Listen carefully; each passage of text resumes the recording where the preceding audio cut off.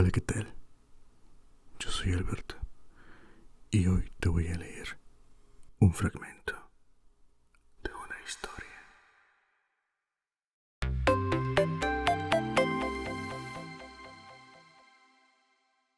Hoy te presento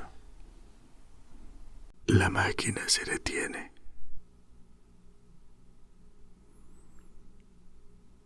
Capítulo 3. Los desamparados.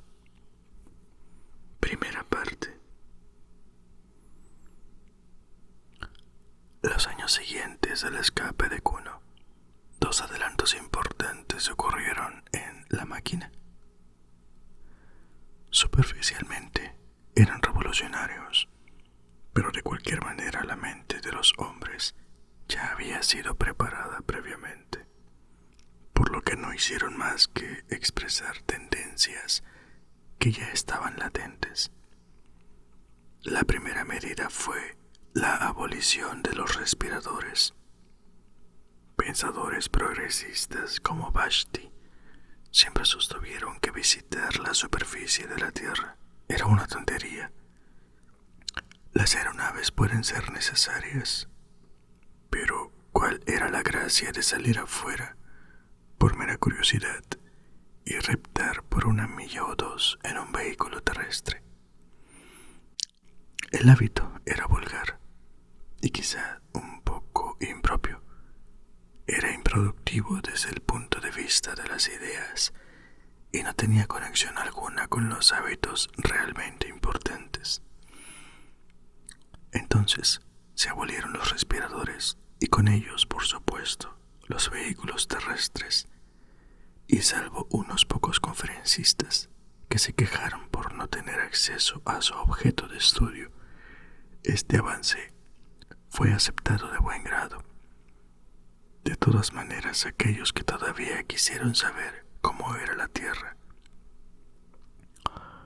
podían consultar algún gramófono o consultar algún fotocine. Y hasta los conferencistas aceptaban que cuando encontraban alguna conferencia sobre el mar, no era más interesante que los resúmenes compilados sobre el tema. «Cuidado con las ideas de primera mano», exclamaba uno de los más progresistas de ellos. «Las ideas de primera mano no existen realmente. No son más que las meras impresiones físicas, producidas por el miedo y la vida. ¿Y quién puede basar una filosofía sobre un cimiento tan vulgar? Que tus ideas sean de segunda mano, y si es posible, de décima mano, porque en este caso estarán todavía más alejadas del elemento distorsionante, la observación directa. No traten de aprender nada sobre el tema de esta distracción, la Revolución Francesa. Estudien, en cambio, qué pienso yo sobre lo que pensaba Inwitarmon, de Urizen, y este de Kuch, y este de Hot, y este de Ho-Jung, y este de Chibo Singh, y este de Lafcadio, y este de Carlyle, y este de Miharbu, sobre el tema de la Revolución Francesa. A través de la óptica de estas tres grandes mentes, la sangre que fue vertida en París y en las ventanas rotas de Versalles serán puestas a la luz de una idea que les será útil en sus vidas cotidianas. Pero asegúrense que los intermediarios sean muchos y variados, porque en la historia una autoridad existe para contraponerse a otra. Urizen reacciona al escepticismo de Ho-Jung y Inwitarmon, y yo debo contrarrestar la impetuosidad de Kuch. Los que me escuchen a mí están en una mejor posición para juzgar la Revolución Francesa que yo.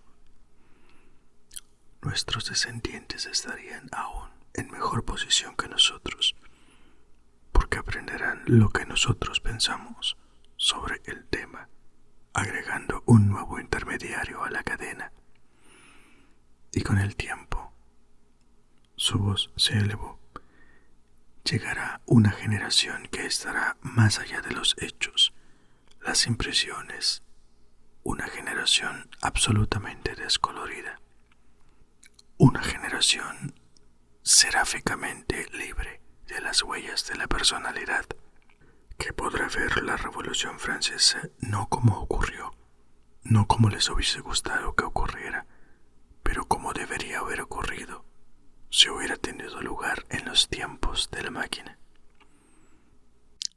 Un tremendo aplauso recibió el final de esta conferencia, que no hizo más que ponerle voz a un sentimiento ya latente en la mente de los hombres, el sentimiento de que los hechos mundanos deberían ser ignorados y que la abolición de los respiradores era un paso adelante. Se llegó a sugerir incluso que se abolieran también las aeronaves.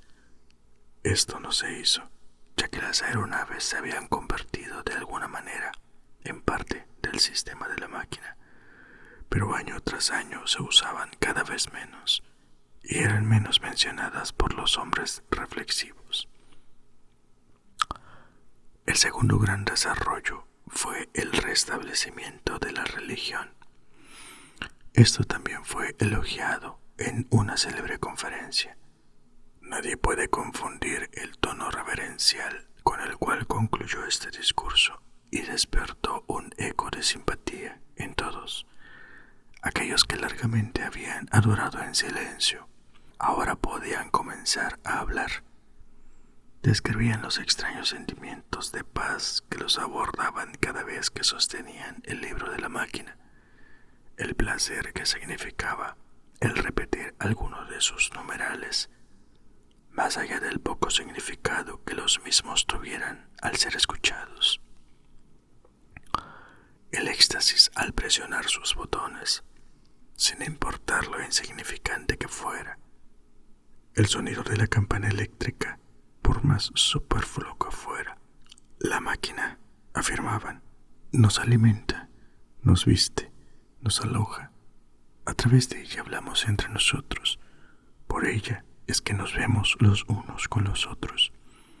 En ella es que se manifiesta nuestro ser. La máquina es amiga de las ideas y enemiga de la superstición. La máquina es omnipotente, eterna, bendita sea la máquina. Y no pasó mucho tiempo para que esta alocución fuera impresa en la primera página de el libro y en las ediciones subsiguientes. El ritual se fue convirtiendo en un complejo sistema de adoración y plegarias. La palabra religión fue cuidadosamente evitada y, en teoría, la máquina seguía siendo una creación del hombre, pero en la práctica, salvo por algunos retrógrados, era adorada como divina. Tampoco era adorada de forma uniforme. Algún creyente era atraído por las pantallas ópticas azules a través de las cuales veía a otros creyentes. Otro por el aparato reparador que pecaminosamente Kuno había comparado con gusanos. Otro por los elevadores. Otro por el libro. Y cada uno le rezaría a esto o aquello y le pediría que interceda por él ante la máquina como un todo. La persecución también estaba presente.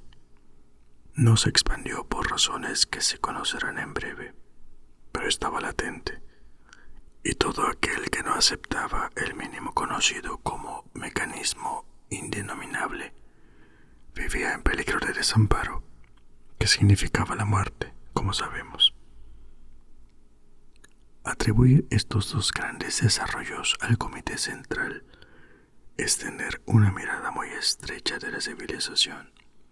El Comité Central anunció estos cambios, es verdad, pero no fueron tan causa de los mismos como los reyes de la época imperial no eran causa de las guerras. Más bien, se dieron a una presión invencible que nadie sabe de dónde venía y la cual, una vez satisfecha, era sucedida por otra presión igual de invencible. A tal estado de situación es conveniente darle el nombre de progreso. Nadie confesaba que la máquina estaba fuera de control. Año tras año se la servía con más eficacia y menos inteligencia. Cuanto más conocía el hombre sus obligaciones en ella, menos entendía las tareas de su vecino. Y en todo el mundo no había nadie que entendiera a este monstruo como un todo.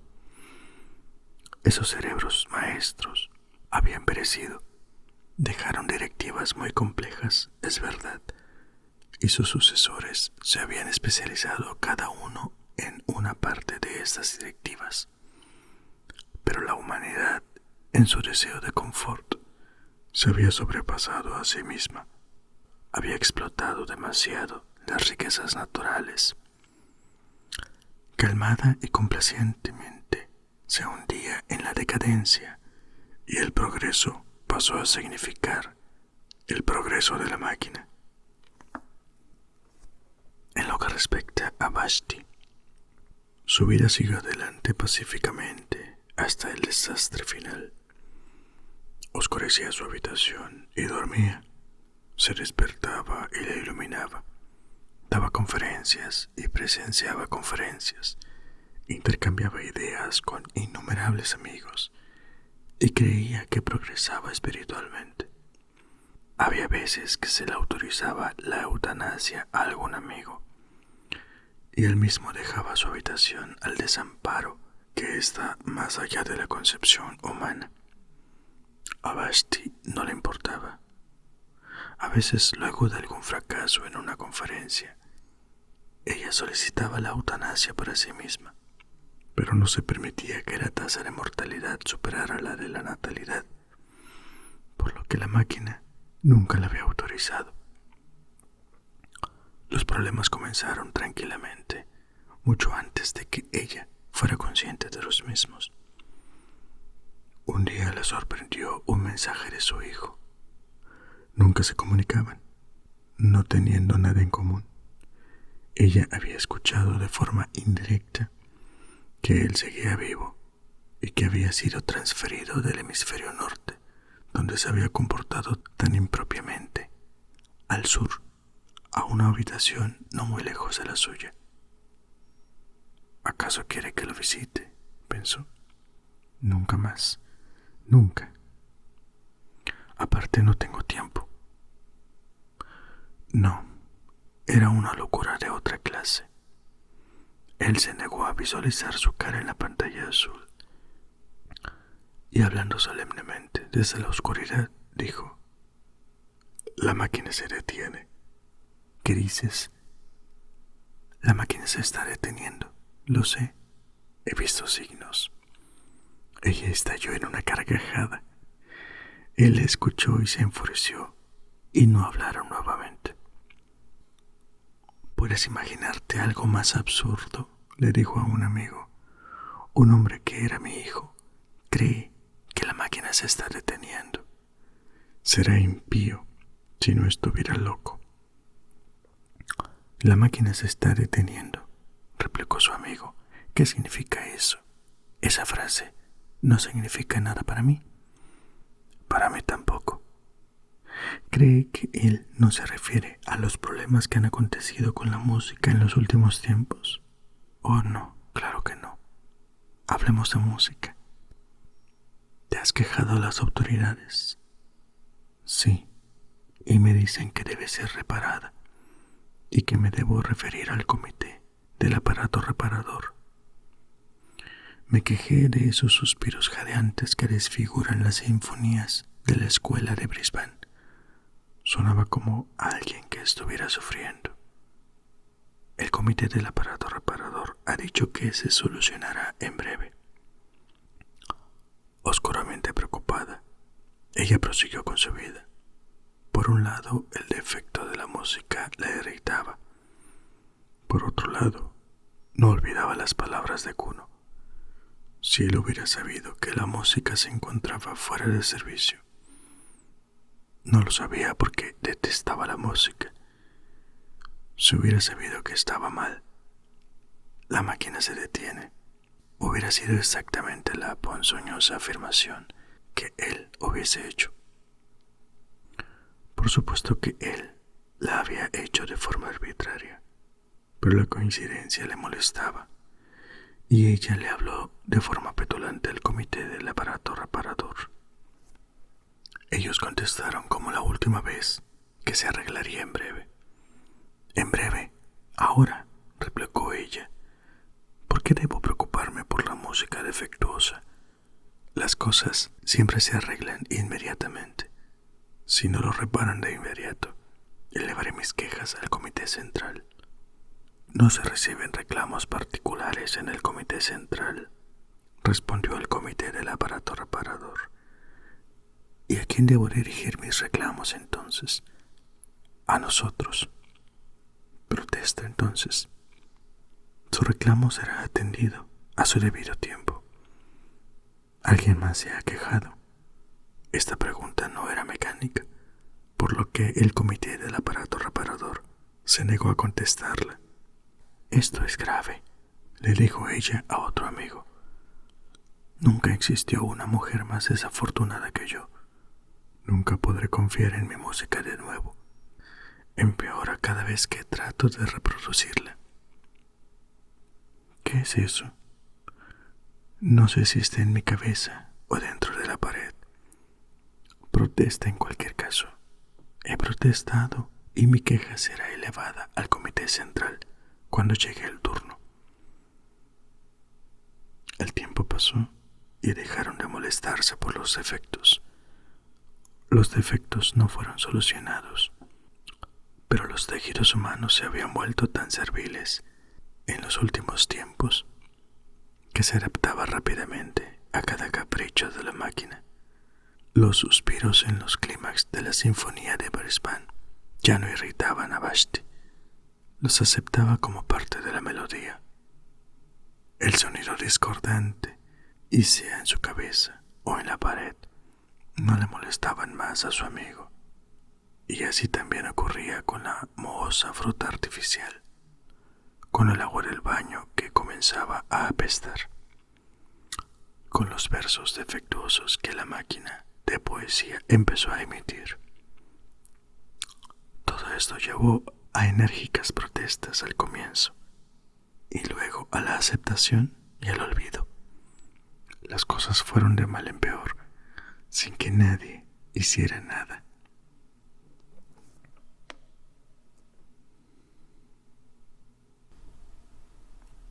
Si te ha gustado, dale like y suscríbete. Hasta la próxima. Adiós.